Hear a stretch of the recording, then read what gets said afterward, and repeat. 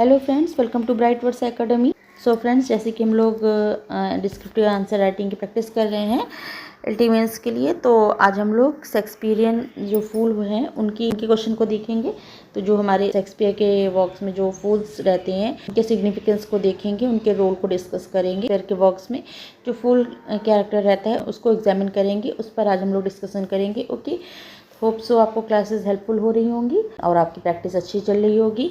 तो अगर classes helpful हो रही हो, अच्छी लग रही हो, तो चैनल को लाइक शेयर एंड सब्सक्राइब जरूर कर लीजिए, क्योंकि यहाँ पर हम लोग एल्टीमेंस की इस डिस्क्रिप्टिव आंसर राइटिंग की प्रैक्टिस कर रहे हैं। ओके, तो अगर अभी तक आपने नहीं किया है, न्यू व्यूअर्स हैं, तो चैनल को लाइक सब्सक्राइब एंड शेयर जरूर कर लीजिए। ओके, चलिए क्वेश्चन देख लीजिए। Discuss the role and significance of the fool in the comedies of William Shakespeare. आपको शेक्सपियर की जो कॉमेडी में आपके फुल जो कैरेक्टर होते हैं उसको डिस्कस करना है, उनके रोल और उनके सिग्निफिकेंस को डिस्कस करना है। ओके, नेक्स्ट क्वेश्चन है इसी तरह आपका, examine the character of Shakespearean fool as a truth teller and social critic. तो शेक्सपियरियन फूल जो होते हैं वो एक truth teller and social critic होते हैं। तो इस चीज़ को आपको उनके कैरेक्टर को एग्जामिन करना है। ओके, तो ये आपका क्वेश्चन हो गया। शेक्सपियर के प्लेज में जो हमारे फूल का कैरेक्टर है उसको आपको डिस्कस करके दिखाना है किस तरह वो एक ट्रूथ टेलर और सोशल क्रिटिक होते हैं। ओके, चलिए अब चलते हैं अपनी आंसर राइटिंग की ओर। ओके, क्वेश्चन आपको क्लियर हो गया। चलिए अब आंसर राइटिंग की ओर चलेंगे। चलिए, okay, the character of fool holds a significant place in the comedies of William Shakespeare. Okay, तो सबसे पहले जैसे कि आपको पता है IBC पैटर्न को फॉलो करते हैं अपनी राइटिंग में। आई इंट्रोडक्शन हो गया, बी आपका बॉडी पार्ट हो गया एंड सी आपका कंक्लूजन हो गया।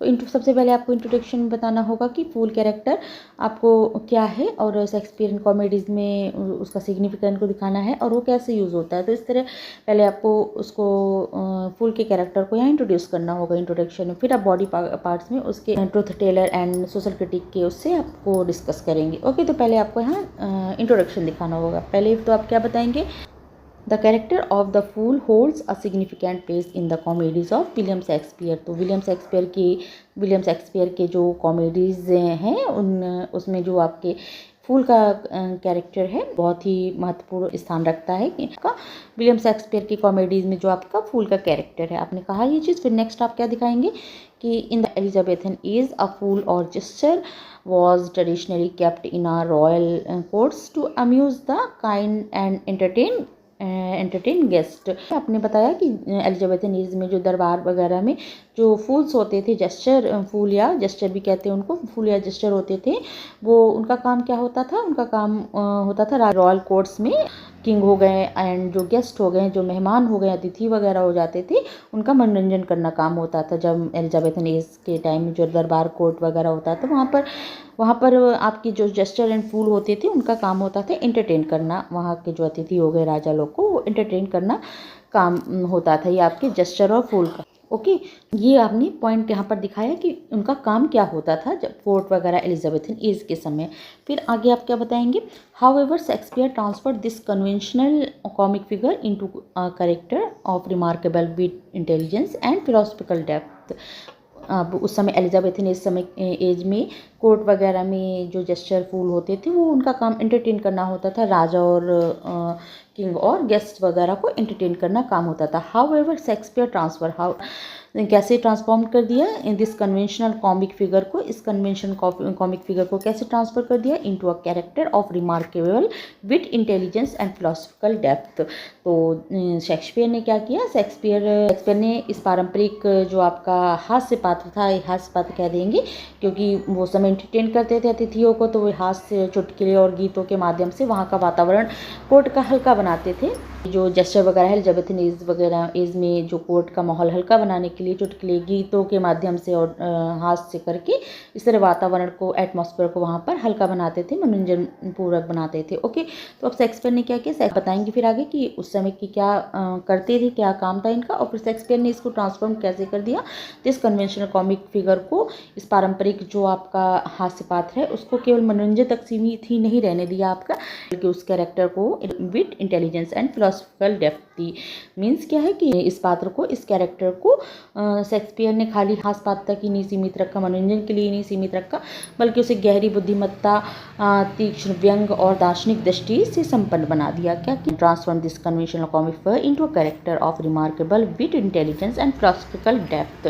तो इसको जो है गहरी बुद्धिमत्ता दी, तीक्ष्ण व्यंग दिए और दार्शनिक दृष्टि से संपन्न बना दिया। इस तरह करके कि इसको बहुत ही एक विटी सा आपके कैरेक्टर के रूप में ट्रांसफॉर्म कर दिया आपके शेक्सपियर ने। काम इनका मनोरंजन करना था, बट ये जो पॉइंट आप यहाँ पर डिस्कस करेंगे कि शेक्सपियर ने इसको खाली मनोरंजन तक ही नहीं सीमित रहने दिया, बल्कि उसे गहरी, remarkable wit, intelligence and philosophical depth से भर दिया, संपन्न बना दिया। ओके, ये चीज़ आपने यहाँ पर डिस्कस कर दी कि आपके फूल्स का क्या काम था और क्या करते थे, और शेक्सपियर ने इसको ट्रांसफॉर्म करके कैसे प्रेजेंट किया है अपने प्लेज में। ओके, ये पॉइंट आपने डिस्कस करा, इंट्रो हो गया आपका यहाँ कंप्लीट। अब नेक्स्ट आप इसको दिखाएंगे कैसे एक truth teller and social critic का काम करता है आपके शेक्सपियर के प्ले में ये कैरेक्टर आपका। ओके, चलिए आप यहाँ से आपका बॉडी पार्ट स्टार्ट हो जाएगा। अब आप टू द पॉइंट सब चीज़ डिस्कस करेंगे। ओके, चलिए देखते हैं। His fools are not merely entertainers, they are truth tellers who use humour as a weapon to expose human folly, pride and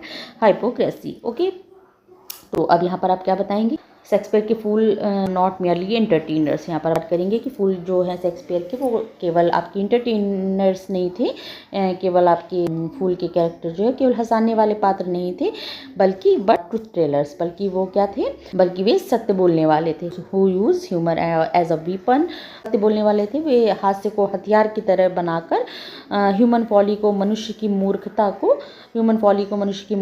को, प्राइड और एंड हाइपोक्रेसी, मनुष्य की मूर्खता को, अहंकार को और पाखंड को उजागर करते थे। ओके, तो ये आपने यहाँ पर पॉइंट रखा, आपने क्या बताया कि ये फूल्स जो हैं वो खाली इंटरटेनर्स नहीं थे, मनोरंजन का काम ही नहीं करते थे शेक्सपियर के प्ले में, वो क्या करते थे, वे सत्य बोलने वाले होते थे और हाँ, जो हास्य को, ह्यूमर को एक वीपन की तरह यूज़ करते थे, एक हथियार के जैसे अपना हथियार, ह्यूमर को अपना हथियार बनाकर, हास्य को अपना हथियार बनाकर एक्सपोज करते थे ह्यूमन फॉली को, मनुष्य की मूर्खताओं को एंड उनके प्राइड को एंड हाइपोक्रेसी को, अहंकार और पाखंड को यहाँ पर उजागर करते थे। ये आपने यहाँ पर पॉइंट रखा। ओके, क्या दिखाया आपने? शेक्सपियर्स फूल जो है only not merely entertainers but also they are truth tellers. Okay, ये आपने यहाँ पर पॉइंट डिस्कस किया। क्लियर हुआ आपको? इस तरह आपने अपना एक पॉइंट दिखाया कि ये कैसे वो एक ट्रुथ टेलर्स होते हैं, शेक्सपियर का फूल का कैरेक्टर। ओके, फिर आप नेक्स्ट बताएंगे बिकॉज ऑफ वो लोग ट्रुथ टेलर्स होते थे, ह्यूमन फॉलीज को उजागर करते थे, तो उनको कुछ सजा वगैरह क्यों नहीं मिलती थी? चलिए फिर आगे देखते, इस पॉइंट को भी आप दिखाएंगे। Because of their licensed position they enjoy the freedom of criticise even kings and nobles without fear. उजागर करते थे सब जो ह्यूमन्स फॉलीज हैं, मूर्खताएं हैं, मनुष्य की अहंकार और पाखंड को उजागर करते थे, तो उनको कोई पनिशमेंट सजा वगैरह क्यों नहीं होती थी? क्योंकि क्यों नहीं होता था कि दरबार में उन्हें विशेष लाइसेंस पोजीशन थी, उनकी दरबार में क्या था, उनको तो इसीलिए रखा ही गया था, हास्य करने के लिए, लोगों के मनोरंजन करने के लिए उनको रखा ही गया था। तो इसी तरह से वो हास्य को, ह्यूमर को अपना वीपन बनाकर फॉलीज को उजागर करने लगे। ओके, तो जिसके कारण because of their licence position, उनकी एक लाइसेंस पोजीशन उनको प्राप्त थी, तो they enjoy the freedom to criticise even kings and nobles without fear. तो जैसे उनको एक लाइसेंस पोजीशन प्राप्त थी, तो जिसके कारण वे राजा और कुलीन वर्ग को भी बिना भय के आलोचना कर सकते थे। यहाँ फ्रीडम थी उनको to citizen even kings and nobles without fear, वो एक फ्रीडम थी जिसके कारण वे राजा और जो आपके नोबल्स थे, कुलीन वर्ग के भी लोग थे, को भी बिना भय के आलोचना कर सकते थे। इस प्रकार वे समाज के नैतिक दर्पण के रूप में यहाँ कार्य करने लगे। ओके, उन्होंने इस तरह से यहाँ पर आपने पॉइंट डिस्कस किया कि उनको बिना किसी फियर के ह्यूमर को वेपन बनाकर human follies on pride and hypocrisy को उजागर करने लगे, और उनको उस चीज़ का एक लाइसेंस था दरबार से, तो इसलिए उनको कोई डर भी नहीं था इस चीज़ का। तो विदाउट एनी फियर वो अपने इस काम को करते थे बिना भय के, ह्यूमन फॉलीज और प्राइड एंड हाइपोक्रेसी को उजागर करते थे। इस कारण वे इस तरह से जो शेक्सपियरियन फूल हैं वो समाज के नैतिक दर्पण के रूप में कार्य करते हैं। ओके, तो यहाँ पर आपने पॉइंट डिस्कस किया आपने। ओके, क्लियर हुआ कैसे वो ट्रुथ टेलर्स का काम करते हैं विदाउट एनी फियर। ओके, ये आपने पॉइंट यहाँ पर डिस्कस करके दिखाया है। क्लियर हुआ इतना? चलिए अब हम नेक्स्ट पॉइंट को डिस्कस करेंगे।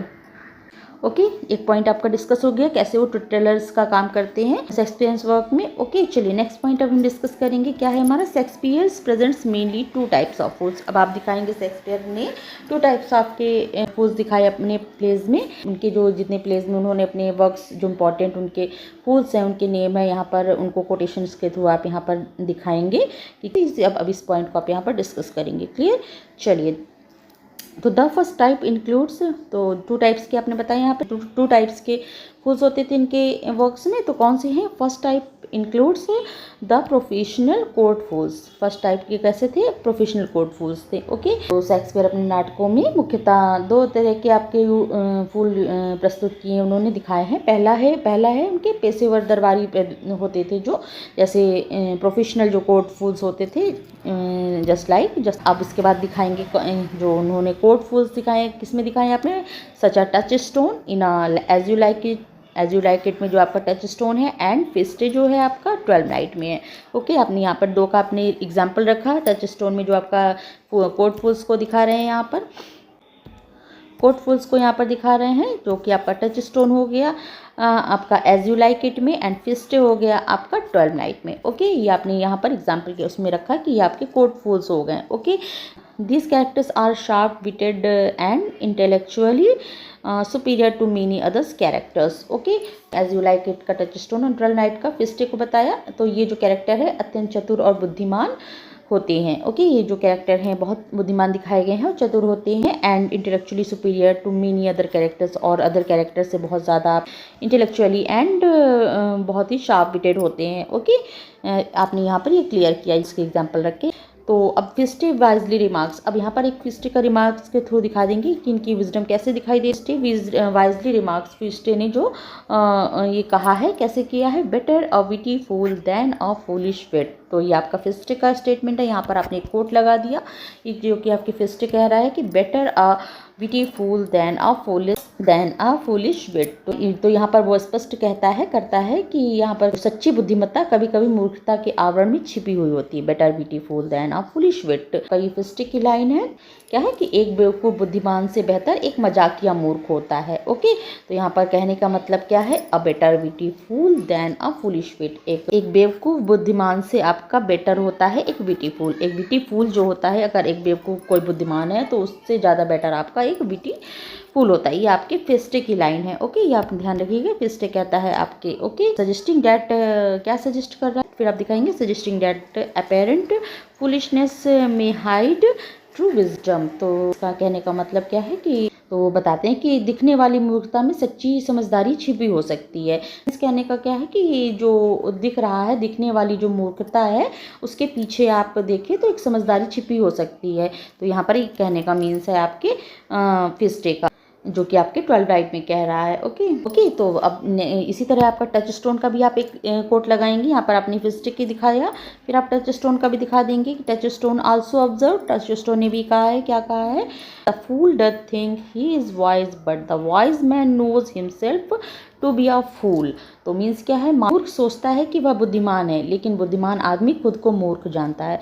The fool doth think he is wise, सोचता है कि वह बुद्धिमान है, fool, but the wise man knows himself to be a fool, लेकिन बुद्धिमान आदमी, जो बुद्धिमान आदमी होता है वो खुद को मूर्ख जानता है। तो इस तरह का रखे यहाँ पर आपके टच स्टोन ने भी कहा है, which reflect Shakespeare's philosophical insight into human nature, जो इंसानी स्वभाव के बारे में शेक्सपियर की फिलोसफिकल समझ को दिखाता है यहाँ पर। ओके, यहाँ पर शेक्सपियर की फिलोसफिकल समझ को ये स्टेटमेंट आपका दिखा रहा है। तो आपने यहाँ पर एक टच स्टोन का लगा दिया आपने, एंड आपने फिस्टे का आपने कोट लगा के इसको दिखाया कि फूल के कैरेक्टर कितने विटी होते थे, कितनी गहराई में, कितनी डेप्थ में जाकर बात कहते थे। जो छोटी सी सिंपल से दिखती थी वो बात, लेकिन बात बहुत गहरी हो जाती थी। ओके, तो यहाँ पर इसी तरह आपका टच स्टोन ने भी कहा है कि ये जो है मानव स्वभाव की गहरी दार्शनिक सच्चाई को यहाँ पर प्रकट करते हैं आपके। सिंपल साधारण सी रहेगी, बट उसमें जो सेंस होता है वो बहुत गहरा होता है, दार्शनिक और सच्चाई को प्रकट करने वाला होता है। ओके, यहाँ पर आपने पॉइंट पॉइंट क्लियर किया। यहाँ पर एग्जाम्पल कोट्स लगाते हुए आपने इस पॉइंट को भी डिस्कस कर लिया। ओके, तो ये पॉइंट आपने डिस्कस किए। आपने पहला आपने दिखाई कोटफुल्स, आपने यहाँ पर कोटफुल्स की बात की। अब सेकेंड टाइप की भी आप बात करेंगे नेक्स्ट आप। तो आपने भी फर्स्ट टाइप का दिखाया ना, प्रोफेशनली कोटफुल हो गए। अब आपको सेकेंड टाइप की आप बात करेंगे। क्या है? The second type consist of rustic clowns like bottom in Midsummer Night's Dream and very in Much Ado About Nothing। Okay, तो अब आपने यहाँ पर सेकेंड टाइप की बात की। क्या है आपका सेकेंड टाइप? सेकेंड टाइप आपका हो गया रस्टिक क्लाउन्स हो गए। रस्टिक क्लाउन्स जो हो गए वो आपके सेकेंड टाइप्स के हो गए। दूसरा प्रकार जो है देहाती या ग्रामीण क्लाउन कहेंगे जिसको। ओके, तो जैसे मिडसमर नाइट ड्रीम में आपके बॉटम जो है, बॉटम का कैरेक्टर है अब मिडसमर नाइट ड्रीम में है जो, ये आपका रस्टिक क्लाउन हो गया। ओके, तो बॉटम का कैरेक्टर और मच एडो अबाउट नथिंग में आपका डॉगबरी के कैरेक्टर, ये आपके rustic second types of clowns में आ जाएंगे, रस्टिक क्लाउन्स हो जाएंगे। ओके, सेकंड टाइप के भी एग्जांपल रख दिए प्ले के साथ में। कौन से उनके नाम दिखा दिए? डॉगबरी, बॉटम, ये आपने यहाँ पर नाम दिखाए। फिर आप नेक्स्ट क्या कहेंगे? देयर ह्यूमर्स, इनके जो ह्यूमर्स हैं, their humours arises from ignorance, propism and absurd behaviour. Okay, तो उनका जो हास्य होता है, उनकी जो अज्ञानता, इग्नोरेंस होती है, गलत शब्द प्रयोग और विचित्र व्यवहार से उत्पन्न होती है। यहाँ पर क्या होता है कि जो इनका हास्य होता है, ह्यूमर होता है, वो कैसे दिखता है? इग्नोरेंस, फ्रॉम इग्नोरेंस, उनके इग्नोरेंस से अज्ञानता से उनकी, मेलाप्रोपिज्म गलत शब्द का प्रयोग करने से, एब्सर्ड बिहेवियर और विचित्र व्यवहार से यहाँ पर इनके ह्यूमर जो है यहाँ पर अराइज होता है, क्रिएट होता है। ओके, तो यहाँ पर आपने सेकेंड टाइप को भी डिस्कस कर लिया। सेकेंड टाइप में आपके कौन से फूल हैं, किस नाम से हैं, ये डिस्कस किया, कौन से प्ले में है एंड ये क्या करते हैं, इनके एब्सर्ड बिहेवियर और मेलाप्रोपिज्म एंड इग्नोरेंस से इनके जो होता है ये ह्यूमर क्रिएट करते हैं। Okay, yet even their simplicity adds natural charm and comic relief to the play. Okay, उनकी सरलता नाटक में स्वाभाविक आकर्षण और हास्य रस जोड़ देती है। तो यहाँ पर क्या है? येट इवन देयर सिंप्लिसिटी, जो उनकी सिंप्लिसिटी होती है ये एड्स नेचुरल चार्म, एक नेचुरल चार्म स्वाभाविक आकर्षण को, और एंड कॉमिक रिलीफ, एक कॉमिक रिलीफ को, हास्य को जोड़ देती है प्ले में। ओके, जो ये देती है प्ले को। ओके, तो यहाँ पर आपने सेकेंड टाइप्स को भी डिस्कस कर लिया। क्लियर? तो यहाँ पर आपने एग्जाम्पल सेकेंड टाइप के भी रख दिए। ओके, फिर क्या है? आप एक किंग लियर का भी देंगे। किंग लियर में भी आपका है फूल। इवन इन ट्रेजेडीज में भी, यहाँ तक कि जो ट्रेजेडीज की आप थोड़ी बात कर देंगे। ट्रेजेडीज लाइक किंग लियर में जो आपका द फूल है serves as a moral conscience adding emotional and thematic depth. Okay, फिर आप किंग लियर की बात करेंगे। यहाँ तक कि आप किंग लियर ट्रेजेडी की बात करेंगे कि किंग लियर जैसे जो आपका ट्रेजेडी है आपकी, उसमें भी आपका फूल जो है, फूल का कैरेक्टर जो है राजा का नैतिक मार्गदर्शन करता है, serves as a moral conscience adding emotional and thematic depth. यहाँ पर जो फूल जैसा कैरेक्टर है वो राजा का यहाँ पर क्या करता है, जो फूल का कैरेक्टर है वो राजा का नैतिक मार्गदर्शक और अंतरात्मा की आवाज़ बनकर सामने आता है। इमोशनल और थर्मेटिक डेप्थ के रूप में काम करता है, राजा का नैतिक मार्गदर्शक बनता है और अंतरात्मा की आवाज़ बनकर सामने आता है। ओके, यहाँ पर ट्रेजेडी का भी एक फूल दिखा दिया और टाइप्स ऑफ फूल्स दिखा दिए, उनके नाम कोटेशंस के दिखा दिए एग्जाम्पल्स के थ्रू, और इनका ट्रुथ टेलर्स कैसे कहते हैं भी आपने क्वेश्चन पूछा था ना, तो इसका ट्रुथ टेलर दिखाया, कैसे सोशल क्रिटिक्स का काम करते हैं। तो इस तरह आपने यहाँ पर एक पॉइंट डिस्कस किए हैं। ओके, अब लास्ट में आप छोटा सा आप कंक्लूजन दिखा देंगे। Okay, Thus, the Shakespearean fool, but a philosopher and critic whose humor carries profound truth and dramatic significance। तो इस तरह क्या हुआ, यहाँ पर फूल का कैरेक्टर जो केवल खाली हास्य पात्र नहीं है बल्कि एक फिलोसोफर एंड क्रिटिक है, एक हास्य पात्र नहीं है बल्कि दार्शनिक और सामाजिक आलोचक भी है, सोशल क्रिटिक भी है एंड ह्यूमर है। उसकी प्रेजेंस जो है वो प्रोफाउंड ट्रुथ को दिखाती है, एक गहन सत्य को दिखाती है एंड ड्रामेटिक सिग्निफिकेंस और एक गहराई और महत्ता को प्रदान करती है प्ले में, वर्क में। ओके, तो शेक्सपियर का फूल यहाँ पर बहुत इंपॉर्टेंट हो जाता है। और इस तरह आपने यहाँ पर दिखाया कि इस तरह जो शेक्सपियर का मूर्ख है सिर्फ कॉमिक के रिलीफ नहीं देता है बल्कि एक दार्शनिक और आलोचक है, जिसका ह्यूमर जो है, जो उसका हास्य होता है, जो उसका ह्यूमर होता है, वो एक गहरी सच्चाई और ड्रामेटिक सिग्निफिकेंस, नाटकीय महत्व रखता है। ओके, तो यहाँ पर आपने दिखाया कि फूल बहुत इंपॉर्टेंट होते हैं हमारे शेक्सपियर के प्लेज में। ओके, इस तरह से अपनी इंपॉर्टेंस दिखाई आपने शेक्सपियर प्ले में, फूल को डिस्कस किया।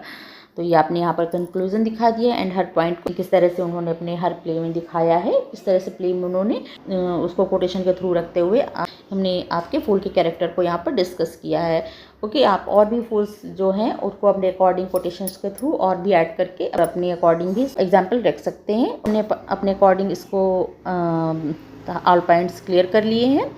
होप सो आपको समझ में आए हुए होंगे किस तरह से आपको इस फूल के कैरेक्टर को डिफाइन करना है, क्लियर हुआ होगा। ओके, तो कैसी लग रही है क्लासेस में जरूर बताया करिए कमेंट सेक्शन में। हेल्पफुल हो रही है कि नहीं क्लास, और आपको क्लास कैसी लगी बताइएगा।